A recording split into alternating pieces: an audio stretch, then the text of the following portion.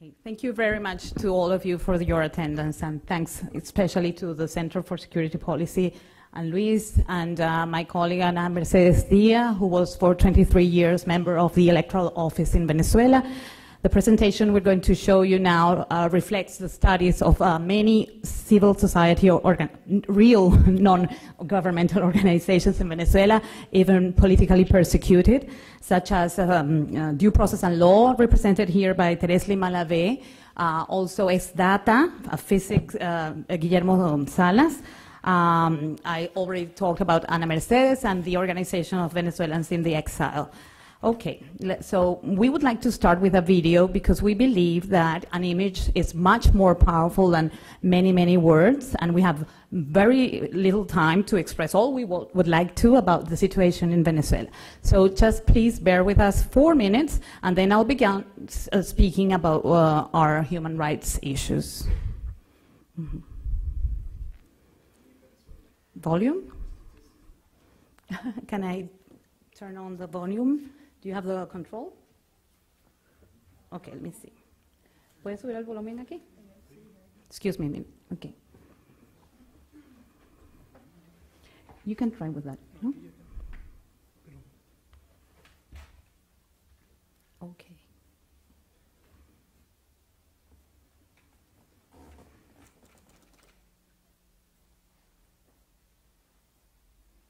Meet Venezuela, a country where statistics reveal that before this video is over, someone will die. A country where seeing students get tortured is as common as texting. A country where people have to do 4-hour-long lines just to buy toilet paper. A country where people use Twitter to find meds. A country where people use Facebook to learn the news. A country where making a joke about the government means getting arrested. As opposed to persuading the well-being of its citizens, this country follows a different agenda. An agenda that puts the rest of the world hostage, without many of us even knowing.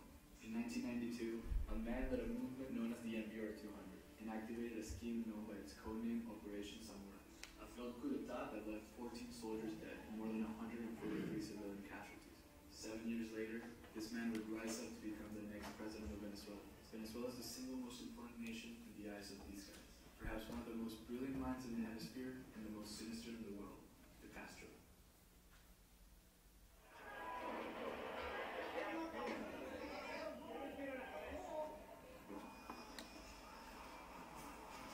Donde incluso le pasan por encima a la misma herencia.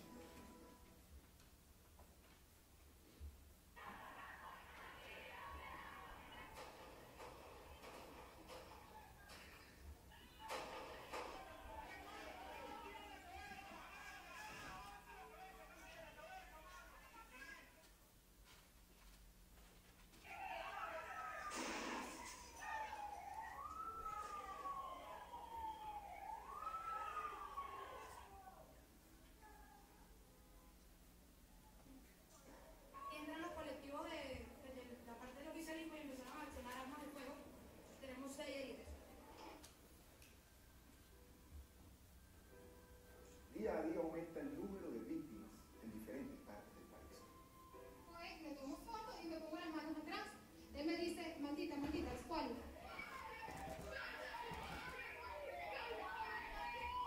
Si tú le pudieras decir algo al mundo entero, ¿qué le dirías? Que pongan su vista en Venezuela. Venezuela está haciendo, o están haciendo de Venezuela una dictadura legalizada. Por eso la revolución nuestra, hay que recordarlo, pacífica, pero armada, no se equivoquen. You may be wondering, how has this country been able to get away with something like this for so long? But the answer to that question is not that complex. To retain their power on a global scale, this government knows they must pretend to play by the rules on the international stage. And thus, this government has invested billions to create a campaign that portrays their political system as free and democratic. However, countless of independent experts and organizations have condemned the Venezuelan electoral process as one of the shadiest in the hemisphere. And many studies and investigations have accused the Venezuelan government of committing fraud in every major election. Yo le pido al pueblo en general que cumplamos esa voluntad del comandante Chávez de votar todos por Nicolás Maduro y darle en la madre a toda esa gente fascista.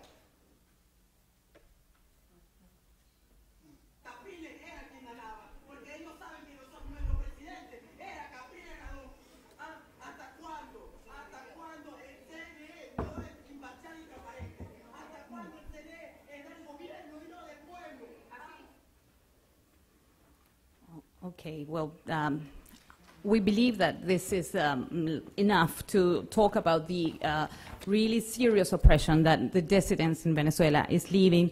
And we would like to devote right now, not to talk too much about the torture and the imprisonment of political dissidents and the scarcity of the essential products for living or all the things you saw in the video, but to refer basically to a violation of a human right that it's normally considered such, which is the human right to vote in genuine elections. We believe that that's the violation of that human right. It's the one that the mother that gives birth to all other violations of human rights. So let's start by saying that we do not believe that Venezuela is an imperfect democracy, as it is usually referred.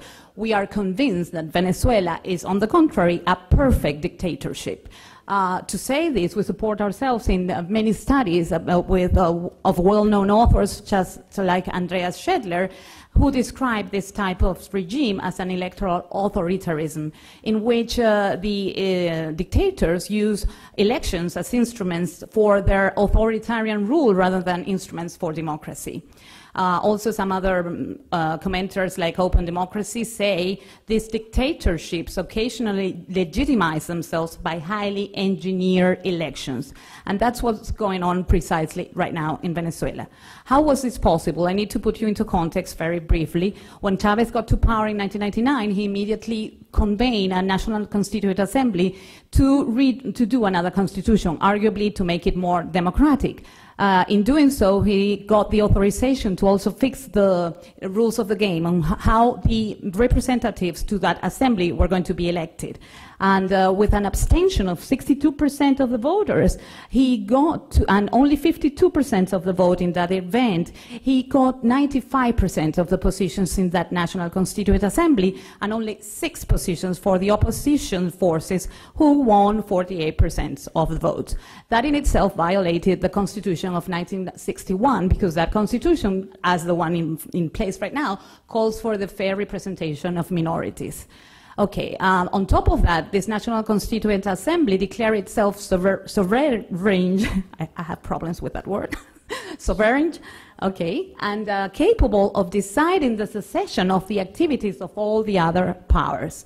By doing that, they dismissed every head of the powers legitimate appointed, like the judicial power, the national controller, the legislative power, the national prosecutor, and especially the electoral office.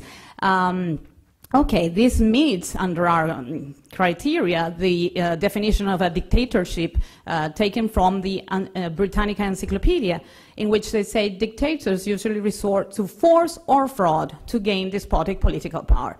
In Venezuela, we have had both force and fraud to gain this despotic power. Let's take then a look into the Venezuelan electoral system to try and prove what I'm trying to explain here. First of all, the head of the electoral office in Venezuela, the heads, have never been appointed according to the Constitution. The main thing that the Constitution calls for is that these persons do not belong to any political party.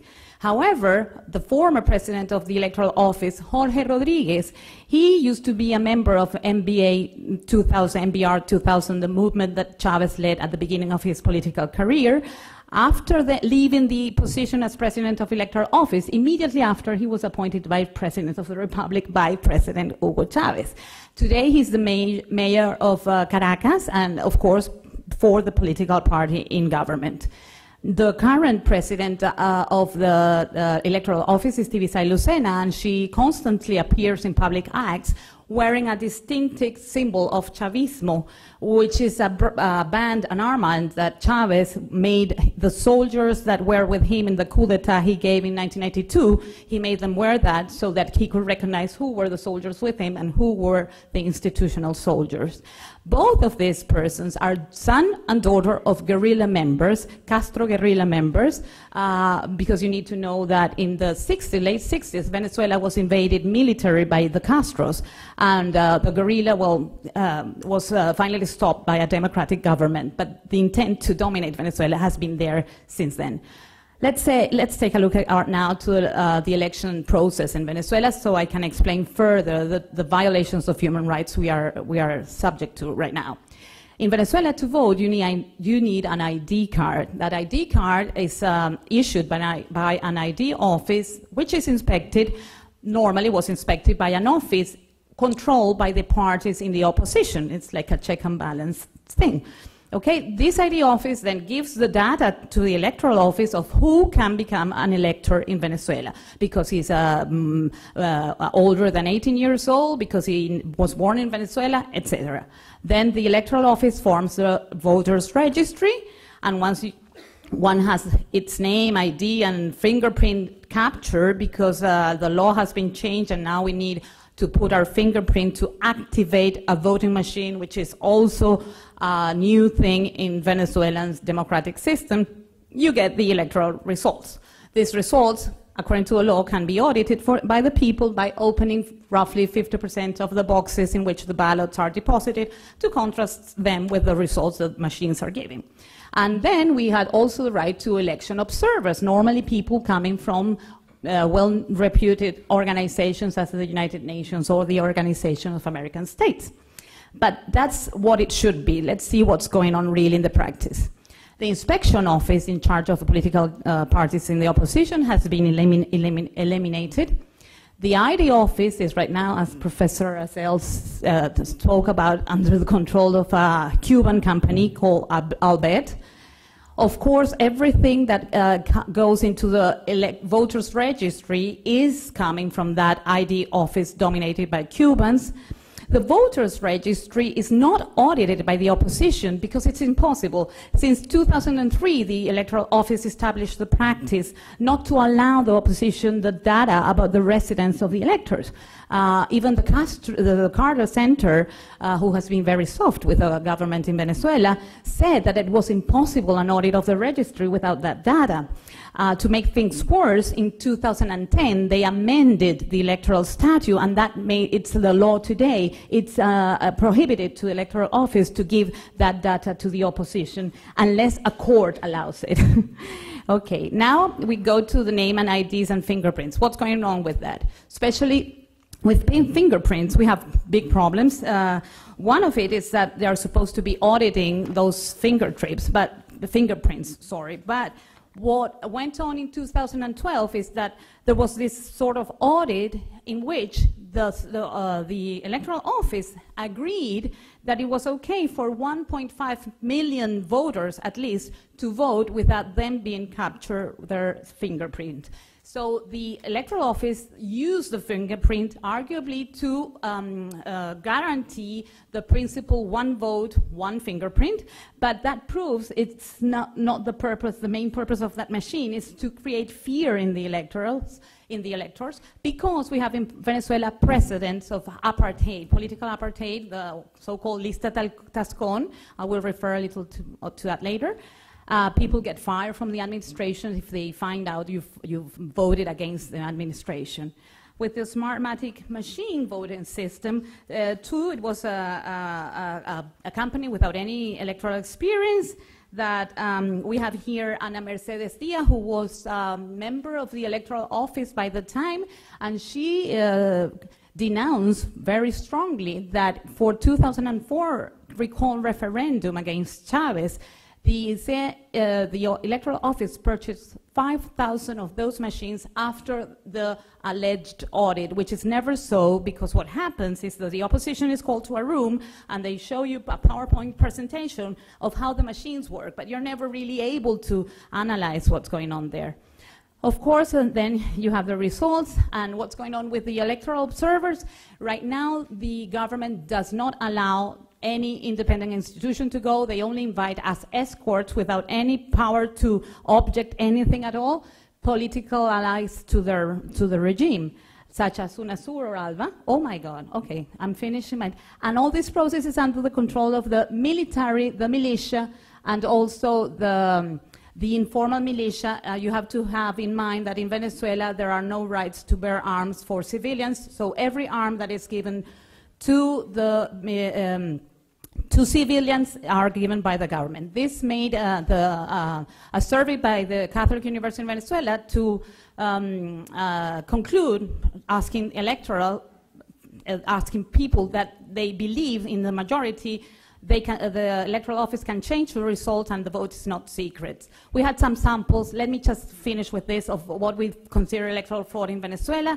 In 1998, President Chavez was elected by 3.6 million votes. Then he was ratified in 2000 by the same more amount of votes, of a total of 6 million. Then came the recall referendum in 2003 because people were not happy with its performance. The Constitution said we needed 2.54 signatures. We collected 3.4. Finally, the president was almost revoked, and they then hired these voting machines. And look what's going on with the machines after they were implemented. This is the growing of the electoral registry. It's abnormal, totally abnormal. We have no possibility at all to say how many of those voters are just virtual voters. On top of that, we have also very reputable magazines such as Statistical Science publishing in 2011 6 papers that say that there was electronic fraud in Venezuela by the time. And the audit that was supposed to be made to this process of 1% of the sample, in 27 cases only the opposition was allowed. In 6 cases only the Carter Center was present. And in 5 of those cases the electoral office prevented the audit because they say they were not allowed to open the boxes. Of course, this made protests in Venezuela, which were immediately repealed with gunfire from the colectivos, and 1 woman was killed. These are the papers. We have no time here to refer to them anymore, but let's say in 2007, another example, the electoral office did not count 1.10 million votes, even though the difference with, among the 2 options was for amending the Constitution was only of 1,024,000 votes. Those votes remain uncounted. We have a theory of what happened there. This is the last example. Emily Blasco's interview to the former bodyguard, Chavez bodyguard, and after Diosdado Cabello bodyguard, who said that a parallel computer system allowed Chavez voters to know in real time throughout the day the evolution of the voting process, and that permitted them to know how the number of false votes they needed to turn around the results. This system has been spreading all over Latin America, even with the use of the same voting machines, Smartmatic. Even we have had news that these administration votes using a Smartmatic machine. We do not know in Venezuela who the owners of this company are. There were news articles in the New York Times and the Miami Herald saying that even the the Chavez government could have a stake in that company. So everything is like very fishy. In conclusion, the Venezuelan elections are instruments of dictatorial regime rather than instruments for democracy. The Venezuelan regime has used force and fraud, constitutional and electoral, to gain despotic power.